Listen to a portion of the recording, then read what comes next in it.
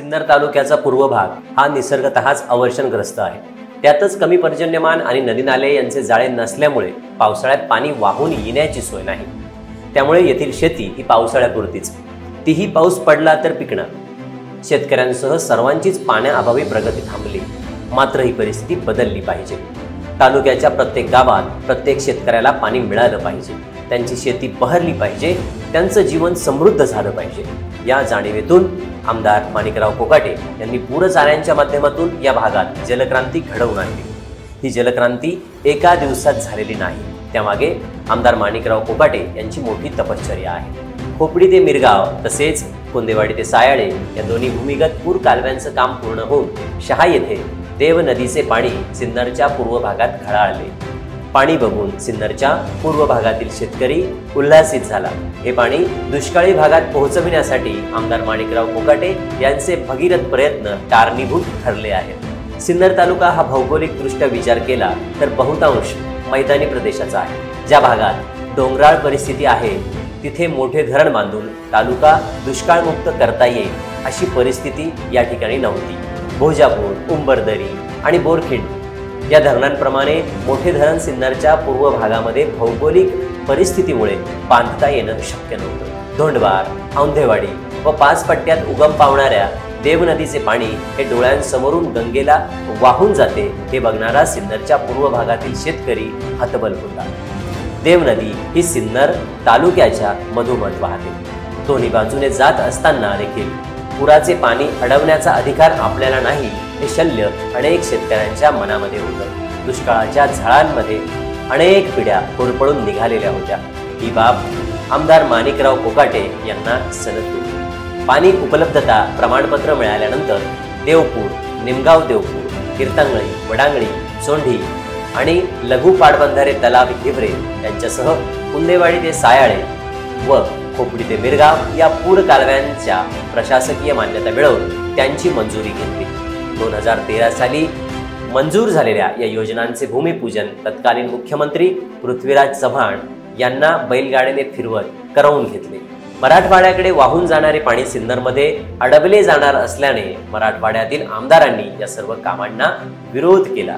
हे सर्व विरोध मोडीत काढण्यासाठी आमदार कोकाटे यांनी शासनाशी संघर्ष केला व ही कामे मार्गी लावली। धरणासाठी तालुक्यात कुठलीही भौगोलिक परिस्थिती साथ देत नसताना देव नदीसारख्या एकमेव नदीच्या पुराचे वाहून जाणारे पाणी वळवून तालुक्याच्या सर्वाधिक दुष्काळी म्हणवल्या जाणाऱ्या पूर्व भागातील शेवटच्या टोकापर्यंत बंदिस्त पाईपमधून नेऊन कोकाटे यांनी खऱ्या अर्थाने तालुक्यात जलक्रांती केली आहे।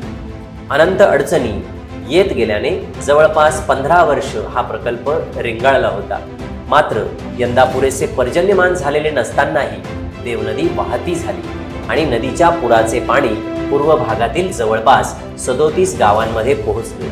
प्रत्येक गावातील सर्वच छोटे मोठे बंधारे म्हणजेच जवळपास 310 पाझर तलाव, गाव तलाव, सिमेंट बंधारे आणि 3 लघु पाटबंधारे तलाव या पूरचारीच्या पाण्याने भरून घेण्यात आल्याने शेतकऱ्यांच्या रब्बी हंगामाच्या आशा पल्लवित झाल्या आहेत। नव्हे, यापुढे दरवर्षी रब्बी हंगामही शेतकरी घेऊ शकतील याची खात्री या पूरचाऱ्याच्या निमित्ताने जननायक आमदार कोकाटे यांनी दिली आहे।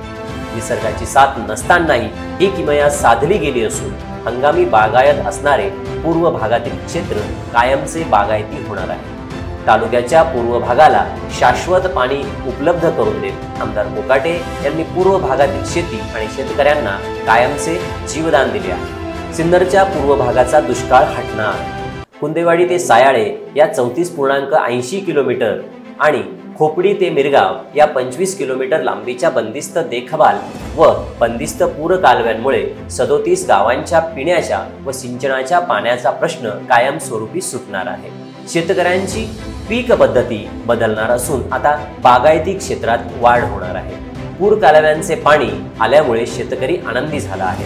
दुष्काळाशी 2 हात करताना कैक पिढ्या 18-20 दारिद्र्यात खपलेल्या, मात्र या पूर कालव्यांमुळे आताच्या पिढ्यांना संजीवनी मिळणार आहे। देवनदी ज्या भागातून वाहते तेथेच तिचे पाणी सायाळे, शहा या भागात उपसा न करता देखील जाईल असे कोणालाही स्वप्नात देखील वाटले नसेल। कारण ही अशक्यप्राय गोष्ट आहे. मात्र आमदार माणिकराव कोकाटे यांनी हे करून दाखवले आहे. पिढ्यानपिढ्या या प्रकल्पाच्या निमित्ताने कोकाटे यांचं नाव घेतलं जाईल. नदीजोड प्रकल्पाच्या माध्यमातून हे पूर कालव्यात पारमाही करण्यात आले आहेत. आमदार कोकाटे साहेब यांच्या प्रयत्नातून यासाठी सुमारे 15,000 कोटी रुपयांची प्रशासकीय मंजुरी मिळाली आहे. हे काम पूर्ण होताच देव नदी, जाम नदी या नद्या व नाले पारमाही प्रवाहित राहणार आहेत. याशिवाय सिन्नर तालुक्याच्या प्रत्येक भागात पाणी पोहोचवण्याची योजना आमदार कोकाटे यांनी आखली आहे. सिन्नर तालुक्याची वाटचाल खऱ्या अर्थाने सुजलाम सुफलामतेकडे सुरू असून त्यासाठी आमदार कोकाटे यांचे शर्थीचे प्रयत्न सुरू आहेत. बुद्धिमत्ता आणि कल्पकता आली कामी. सिन्नरच्या पूर्व भागाच्या दुष्काळाची दाहकता अगदी देश पातळीवर पोहोचली होती. दुष्काळात हा भाग होरपळून निघत असताना त्यावेळचे देशाचे पंतप्रधान स्वर्गीय राजीव गांधी यांनी पांगरी आणि वावी या परिसराला भेट दिली. आता दुष्काळ संपेल अशी भोळी आशा जनतेला लागली.